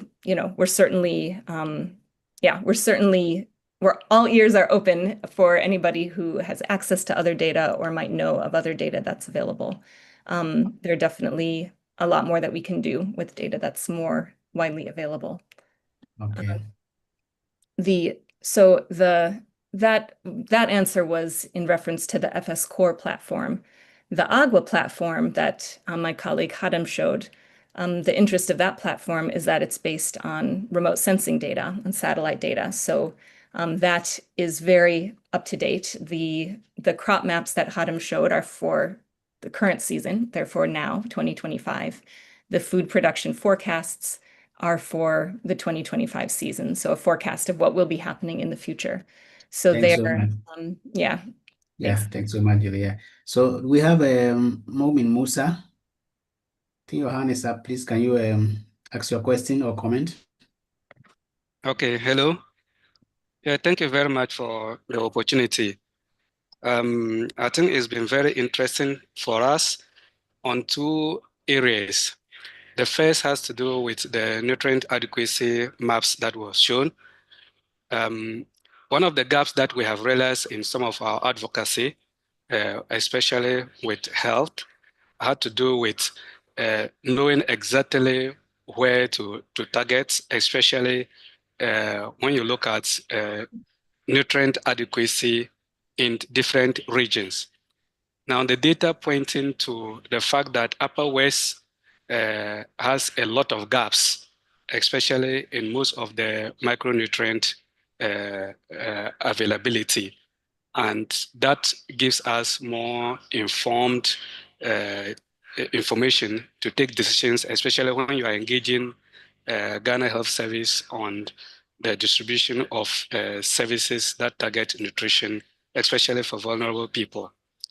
When they talk about bioavailability, especially that the maps are only dealing with nutrient availability using food consumption as proxies, I think that the information on the Upper West even gives us an indication of the possibility that they may even suffer more, given that, for instance, if iron consumption is affected by vitamin C consumption levels, then we know that Upper West would be the most highly hit, since they are low in consumption in most of the nutrients that relate to those micronutrients. So you can even use that as a proxy of estimating bioavailability of those nutrients.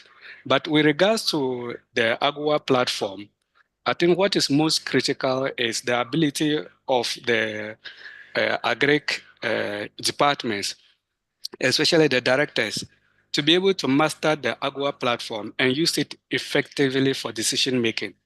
Because if they don't understand it well, how to even generate infographics that can help them communicate to farmers very well will be difficult.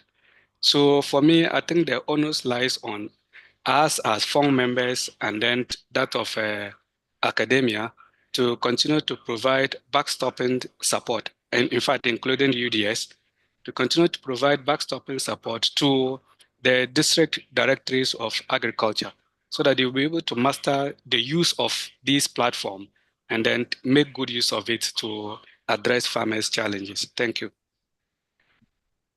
All right, so thanks so much. I think this is much more like a comment or information for all of us. Please, if you have any question, kindly raise your hand. I'm glad to see that. I think in Hadim's presentation, he talked about capacity building. So I'm sure that's one area that we have to be looking at. And so UDS and MOFA, we have a lot of role to play. We've been doing that, but I think we have to do a lot more. Any burning question or comment? I'll just add very quickly that we are also ready and happy to help with backstopping and agreed that it's very important. Khadim's team is also making a video demonstrating how to use the platform, so that will be available soon, but also, of course, more targeted support is also going to be needed, I think. Yeah, and just to add to that, yeah, also the perennity, so saying that everything we are producing here will remain. So in each year, every time we will keep updating the platform. So meaning that even after DERPIn, we will keep the agua running. So doing the forecast and also putting the crop maps. So yeah, I think that's also something to interesting to know. Yeah.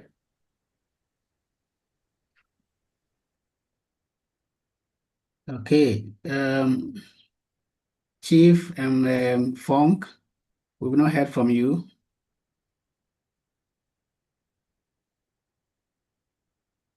Do you have any comment or question on the presentations?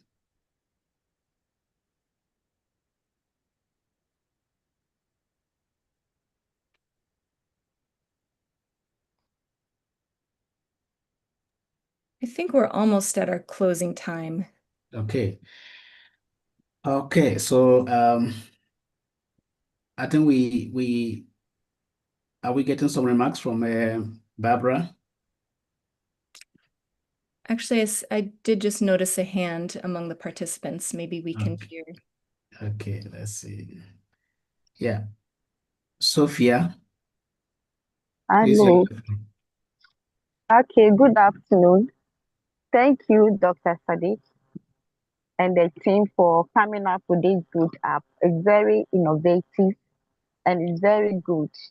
But my question is, most of our farmers don't have Android phones. They use the phone that we call it the YAM type. So I want to find out if you have plans of developing a short code that if the farmers key that short code, they can get access to some of this information. Thank you.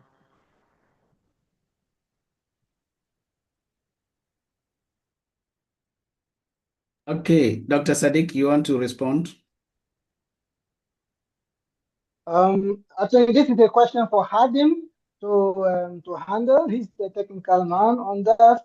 Already, I want to thank Madam Sophia, even though she was here with.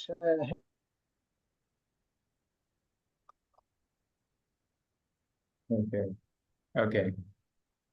So yeah, so I think the main idea we are having there maybe is to really use the extension services. Regional Director, Dr. Obiga, bring him back to make some remarks. Hello? Hadim, please go ahead. Okay, good. Yeah, I think that's really the main I think that question keep coming in different countries. Because I think now that's why we were trying also to gather the different channels and the different ways maybe really share the information.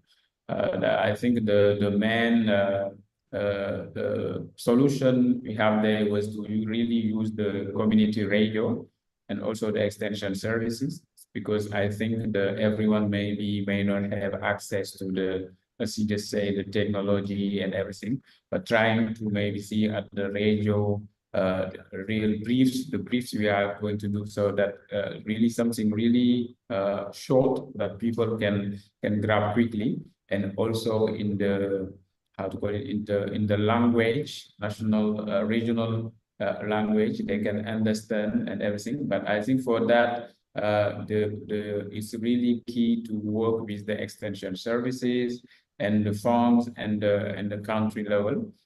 Just I think at that level, it's just a matter of like capacity building, maybe for the extension services, and they can take it from there and also put it in a more simpler way for those who do not have access to the local language, and also the I think what was the retained is really to work with the extension services, the farmer organization, PAFO, so they can use really the brief we are producing and everything to different channel and maybe translate it in the local language so people may have access. But I think that's the most efficient way I'm seeing, in addition to the capacity building and everything. But yeah. Yeah, so thanks so much, Hadim. I think we are running out of time and I can't see any other hand. So we move on to the last. Okay, so there's Nabila. I think this will be the last question. So if there are other questions, please leave them in the Q&A section, and then Julia or Hadim can respond to it. Nabila, can you go ahead with your question? Good afternoon, sir. Thank you very much for the opportunity. Sir, I'm a teacher and I am into the education, and I have seen that with this innovative policy, I think it is an interesting initiative that needs to be given attention, especially at the long run. So I'm suggesting, could there be a plan so that it could be inculcated into the educational curriculum, especially the integrated science and those other essential subjects that can be given to our younger generation, so that they will pick it up in the long run. It will be a best thing for the development of the nation at large. Thank you very much. Okay, so Dr. Sadiq, I think you can respond to this one. As a suggestion. That's a very good observation and suggestion. And then going ahead, as we talked of capacity building, so we'll see how we can liaise with Ministry of Education to get that it will fit into the curriculum and things. I myself being a former high school biology teacher and then integrated science teacher, I see that the argument you are making, because some of the topics that are taught in abstract, this platform will offer ready-made practical demonstrations in real time in classroom for us to teach it. Thank you very much. Right. So I think I want us to move to the last closing session. If we can hear from Barbara.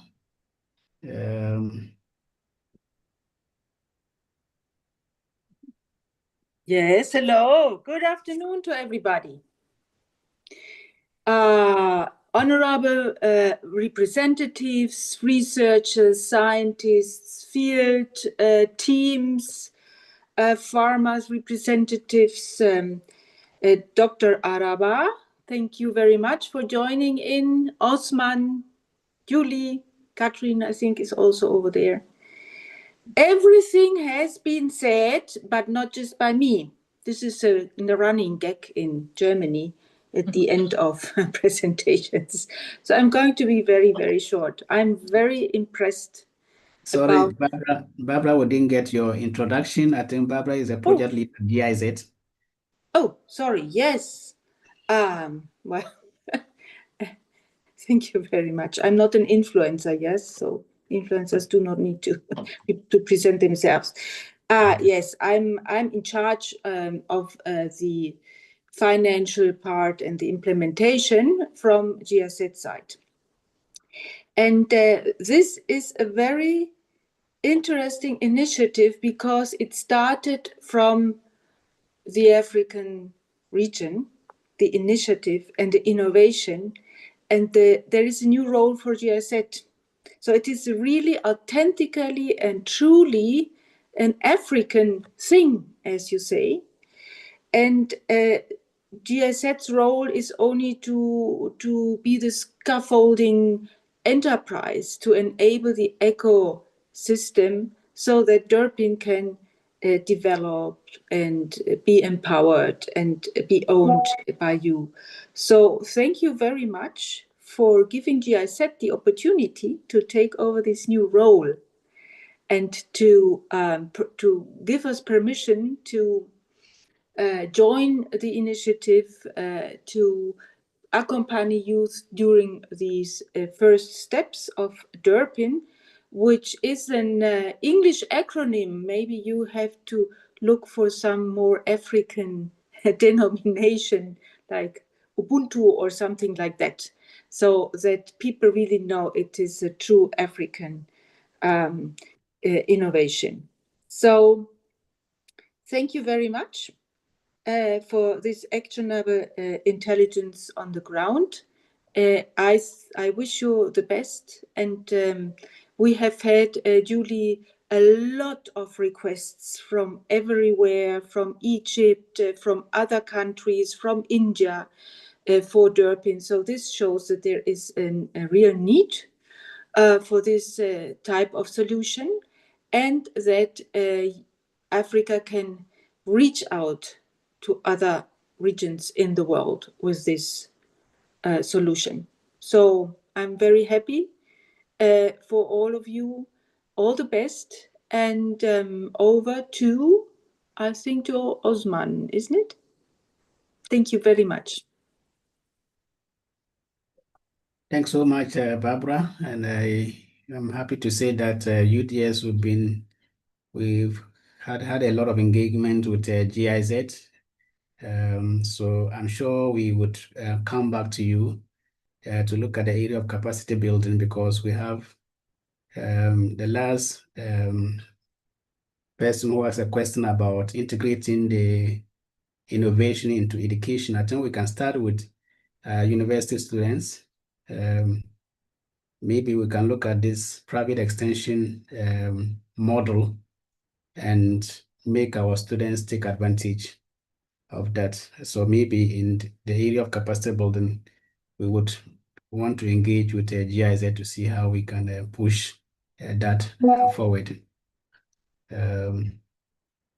So the next person I want to call is Dr.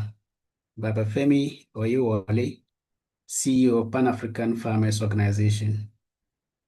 Dr. Oyewole, are you here? Yes. Thank you very much, moderator, Prof. Yes.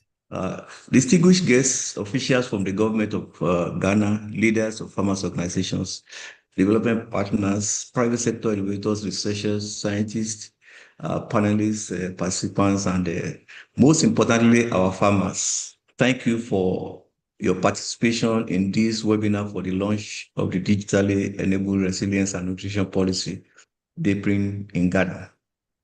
We set out this afternoon to do more than showcase the Ghana DERPIn digital platform. We set out to show a new way of working, one that puts farmers at the center of Ghana's digital transformation. The Ghana DERPIn digital platform is not just a tool. It is a practical opportunity for better market access, timely advisory, trusted data, and faster, more transparent services.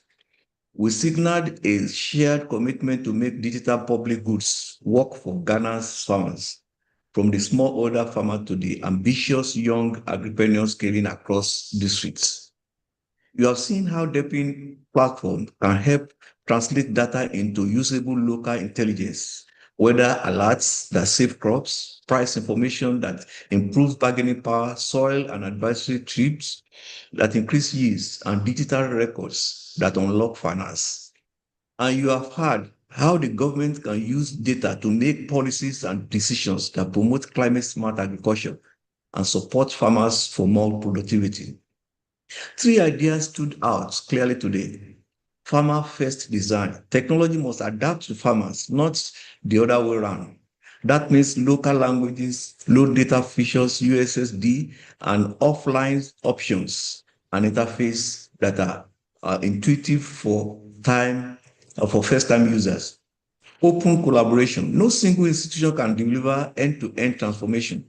This platform is intentionally built to interoperate with government systems, telcos, SMEs, research institutions, and startups. So we avoid working to produce tools in silo and duplication. Number 3 is trust and sustainability, data protection, farmer consent, clear governance, and transparent performance metrics are not nice to have. They are the foundation for scale and long-term viability. Therefore, let me outline immediate next steps so the momentum continues beyond today. Onboarding and training. Going forward, we will support structured onboarding for farmer groups and cooperatives and run hands-on clinics with extension officers in selected pilot districts.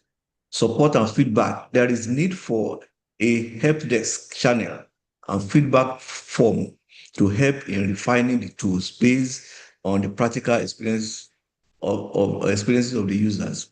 Partner integration, we hope that there will be a continuous technical support for these users and other ecosystem partners and innovators who want to integrate services. Performance dashboard. We advocate for a public-facing dashboard with high-level adoption and service metrics so that all stakeholders can track progress on the performance of the tools. I will briefly highlight the responsibilities of the key stakeholders going forward. Our government officials, thank you for your support, and we hope that this platform will be aligned with national priorities for digitalization in agriculture. Your stewardship, policy alignment, public extension integration, and enabling regulations will be decisive. Farmers organizations, you are the backbone of scale. Your role in mobilizing members, validating content, and ensuring that women and youth are not left behind is essential. Development partners and financiers, your support, technical and financial, will help to move from pilots to national coverage and ultimately to sustainable operations.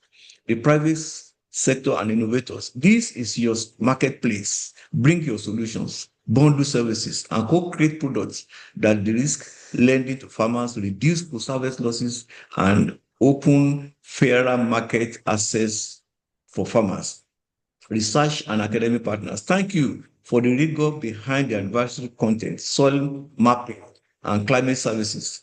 Keep challenging farmers with evidence and helping them to measure what that truly matters at farm level.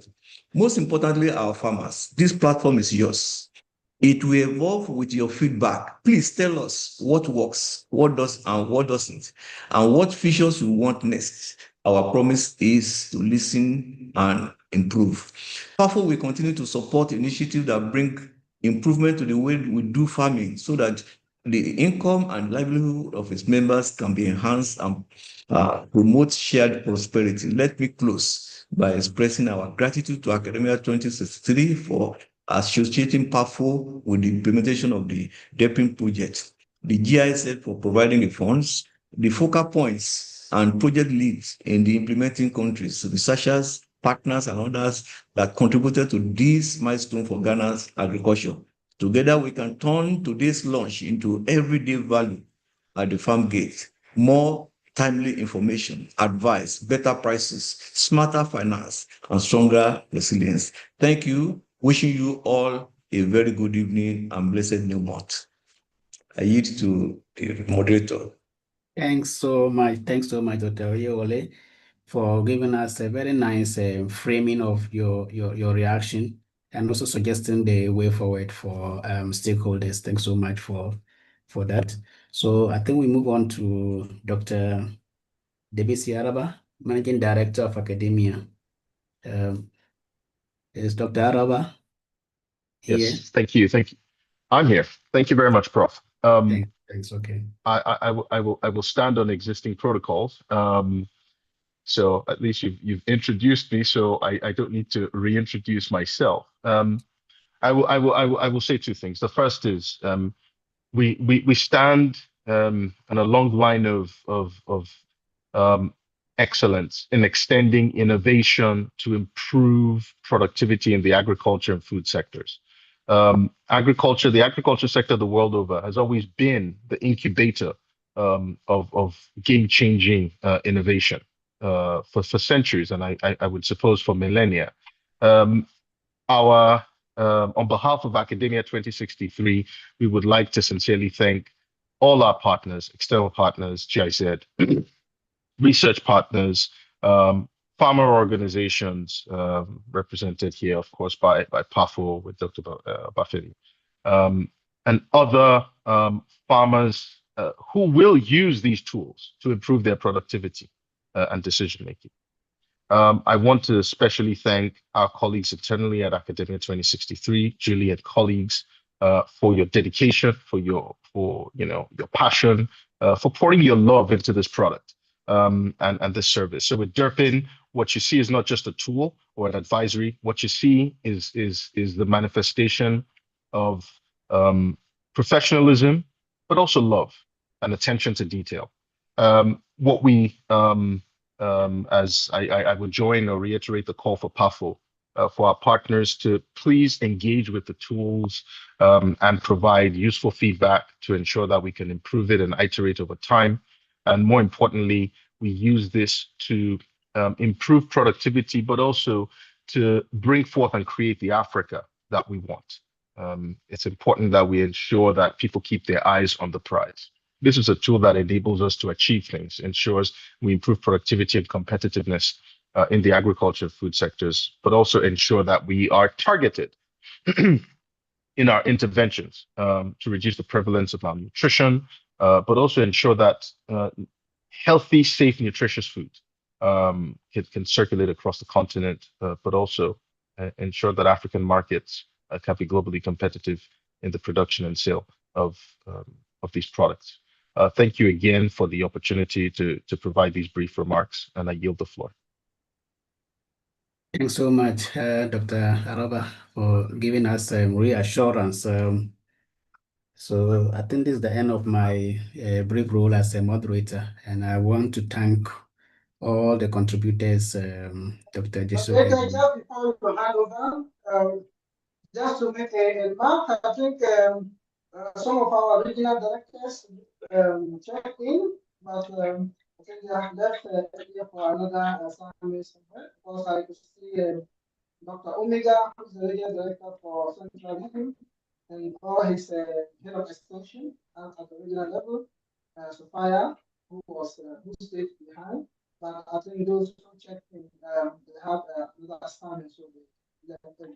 Thank you. That's the information.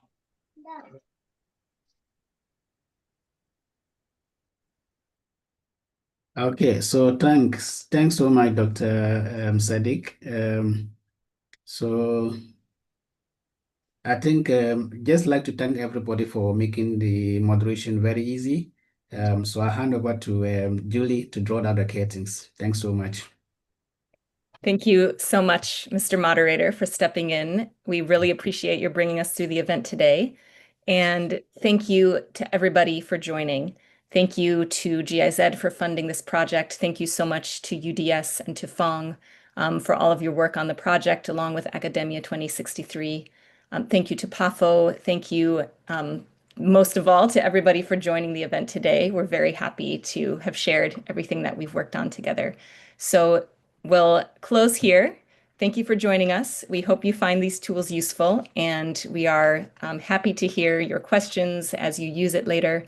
For now, we will say goodbye and have a nice rest of the day. Bye. Thank you. Thank you. Bye. Right.